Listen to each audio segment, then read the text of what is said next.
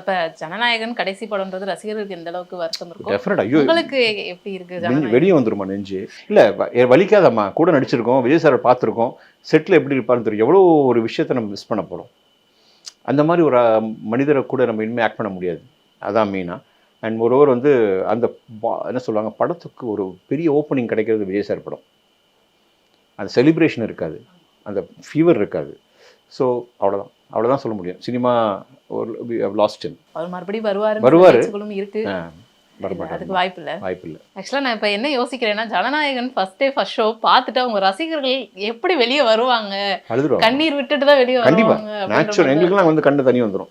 ஏன்னா விஜய் சார் ரசிகன்னு தேவையில்லை. அஜித் சார் ரசிகர் உள்ள வராங்க, சிம்பு சார் தனுஷ் சார் ரசிகருமே அழுவாங்க. இதில் கன்ஃபார்ம் அழுவாங்க. ஏன்னா விஜய் சாருக்கு எவ்வளோ ரசிகர் இருக்கோ அதுலேயும் அந்த ரசிகரே வந்து தனுஷ் சார் படமும் பார்ப்பாங்க, சிம்பு சார் படமும் பார்ப்பாங்க. அவங்களுக்கு செகண்ட் ஹீரோ ஒருத்தர் இருப்பார் எல்லாத்துக்கும். விஜய் சாருக்கு டெஃபினட்டாக வந்து கண்ணீர்ன்றது நடக்குமா. தேட்டரை விட்டு வரும்போது ஹார்ட் பெயினோடு தான் வெளியே வருவாங்க. அதே போக அன்றைக்கி எனக்கு தெரிஞ்சு விஜய் சார் ரசிகர்லாம் 2 நாள் தூங்காமல் கூட இருப்பாங்க, 3 நாள் தூங்கும். பட் அவங்க ஒன்றே ஞாபகம் வச்சுக்கணும், அவரை நம்ம டெய்லி ஃப்ரெஷ்ஷாக லைவாக மேக்கப் இல்லை, அவர் நடிக்காமல் உண்மையான விஜய் சாரை பார்க்க போகிறோம். அண்ட் மோரோவர் அவரோட ரூபத்தில் சஞ்சய் இருக்காப்புல, ஜேசன் சஞ்சய் இருக்காப்புல. ஸோ அவர் பூர்த்தி செய்வார் விஜய் சார் கூட கம்ப்ளீட் இது பார்ப்பேன். அப்படியே டிட்டோ ஜெராக்ஸ் காப்பியாக இருக்கார். ஸோ சந்தோஷப்படுங்க, ஏன் வரி பண்ணுறீங்க?